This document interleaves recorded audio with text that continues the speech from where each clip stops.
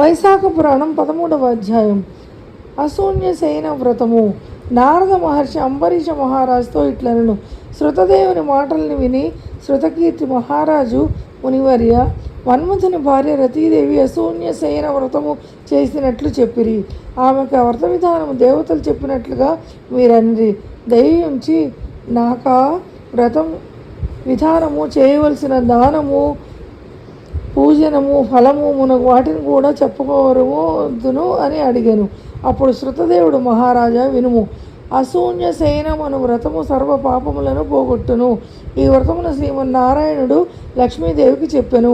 ఆ వ్రతమును ఆచరించినచో నీలమేఘశ్యాముడకు విష్ణువు లక్ష్మీ సమేతముగా ప్రసన్నుడై సర్వ పాపములను పోగొట్టి సర్వ శుభములను ఇచ్చును. ఈ వ్రతమును ఆచరించి గృహస్థ ధర్మములు పాటించిన వారు సఫలమైన గృహస్థ జీవనము గడిపి సర్వ సంపదలను పొందుదురు.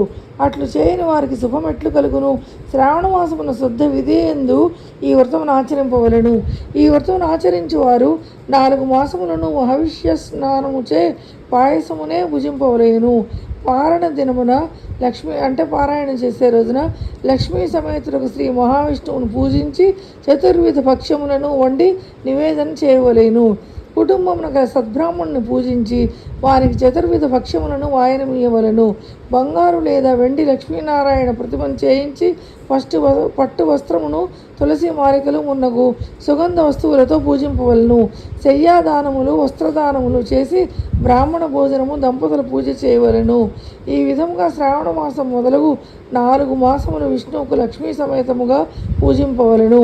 తర్వాత మార్గశిరము, పుష్యము, మాఘము, పాల్గొనము అను మాసములందు లక్ష్మీ సమేతుడగు శ్రీమన్నారాయణుని పూజింపవలెను. తర్వాత చైత్రము, వైశాఖము, జ్యేష్టము, ఆషాఢము అను మాసములందు శ్రీహరిని రుక్మిణీ సహితముగా ఎర్రని పుష్పములతో పూజింపవలేను.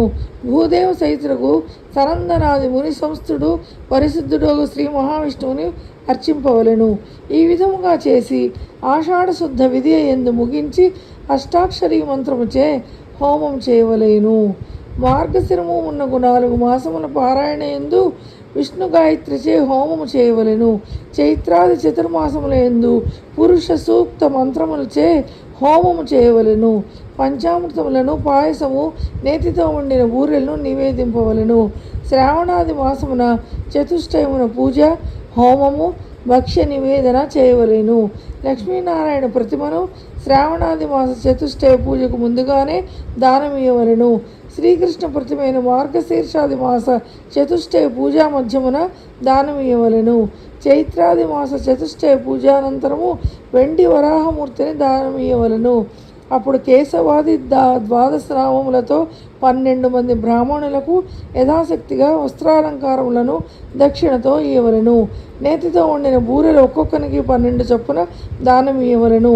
తర్వాత మంచమును, పరుపును ఉంచి దానిపై కంచుపాత్రపై సర్వాలంకార భూషితమగు లక్ష్మీనారాయణుల ప్రతిమను ఉంచి విష్ణు భక్తుడు కుటుంబవంతుడు అగు ఆచార్య బ్రాహ్మణునకు దానమిచ్చి బ్రాహ్మణ సమారాధన చేయవలెను.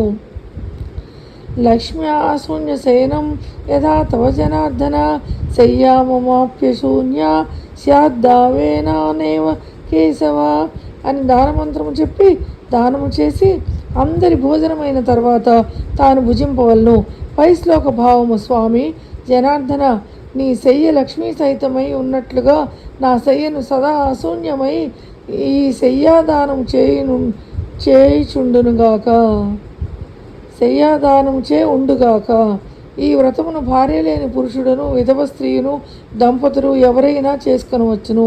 శృతదేవ మహారాజా, నేను నీకు ఈ వ్రతమును పూర్తిగా వివరించి తిని ఈ వ్రతమును ఆచరించిన శ్రీ మహావిష్ణువు ప్రసన్నుడగును. ఆయన అనుగ్రహము పొంది జనులందరూ ఆయుర ఆరోగ్యములతో, భోగ భాగ్యములతో, శుభలాభములతో సంతుష్టులై ఉందురు. కావున యథాశక్తిగా భక్తి శ్రద్ధలతో ఈ వ్రతమును ఆచరించి భగవద్ అనుగ్రహమును పొందవలను. భగవద్ అనుగ్రహం ముక్తియు సులభమగును. మహారాజా, నీవు అడిగిన అశూన్యసేన వ్రతము వివరించి తిని నీకు మరేమి చెప్పవలేను అని శృతదేవుని శృతకీర్తి మహారాజుతో అనెను. శృతకీర్తి మహారాజు: మహాముని, వైశాఖమున ఛత్రదానం చేసిన వచ్చు పుణ్యమును వివరింపుము.